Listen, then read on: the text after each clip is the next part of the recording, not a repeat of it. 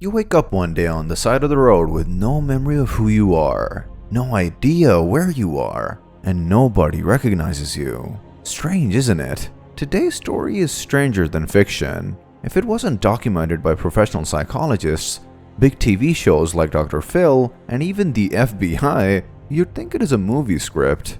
Benjaman Kyle's story is very well known thanks to his appearance on Dr. Phil's show, and the wide TV coverage it gained to help solve this mystery.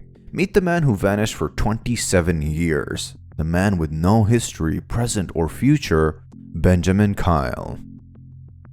In 2004, in the American state of Georgia, a Burger King employee got the shock of his life when he arrived in the early morning hours to open the restaurant. Behind a garbage bin next to the restaurant, he finds an unconscious, injured, and naked man. He quickly calls 911 and the mysterious man is rushed to the hospital, where it appeared he had trauma to his skull, ant bites all over his body, and a blurry vision due to cataracts. He had no ID, nothing that could identify him, no recollection of how he got there or who he was. He was registered at the hospital as Burger King Doe. He refused to speak, eat, and even open his eyes. You heard me right. This guy even refused to open his eyes. 8 days later, and without being provoked, he suddenly loses his mind. He starts shouting at the nurses, calling them monsters and demons, and refused to let anyone get close to him. It was clear that our friend was having a psychotic episode. Our friend was then put on medication and questioned again a few days later.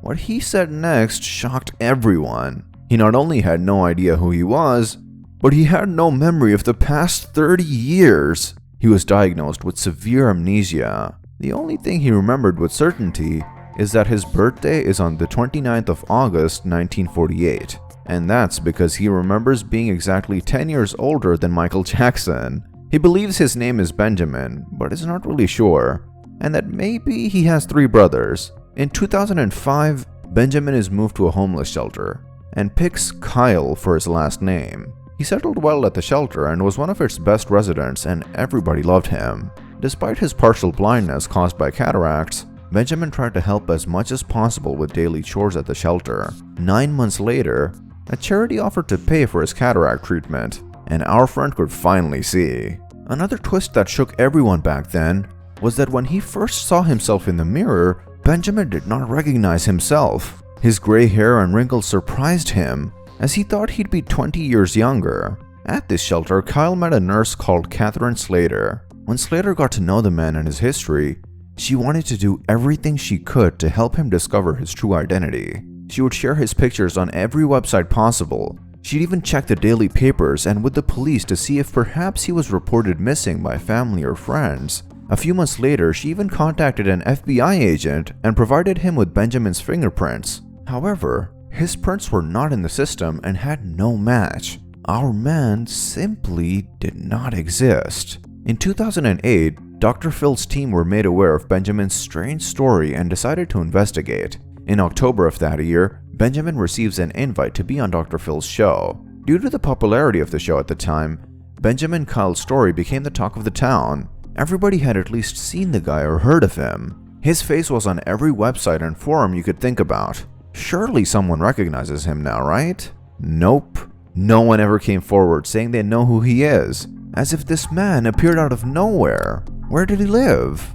How can he have no friends, no family, no acquaintances? In 2009, Colleen Fitzpatrick, a forensic scientist, contacts Catherine Slater claiming she could help solve Benjaman's mystery. Kyle's DNA was then submitted into databases that included thousands and millions of US residents who were willing to share their DNA. He was then linked to members of the Powell family. While that does not conclude that his last name is Powell, the probability is big. In 2005, C.C. Moore, a genetic genealogist, decided to help solve our friend's mystery. She launches a campaign asking members of the Powell family to submit their DNA. Perhaps she could link one of them to Benjaman. A few months later, C.C. Moore finally cracked Benjaman Kyle's case. She was able to link our friend to a certain Powell family living in Indiana. She then found an old picture of him in a school's database dating back to 1967. 11 years after a Burger King employee found him naked and unconscious behind a garbage bin,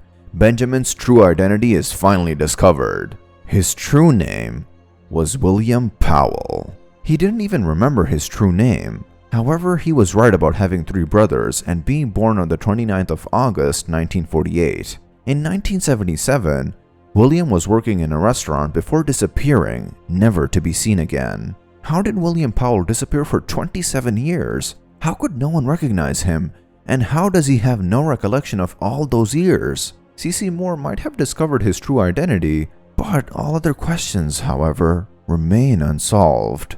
We have an even stranger story for you. Click on this video to know all about it.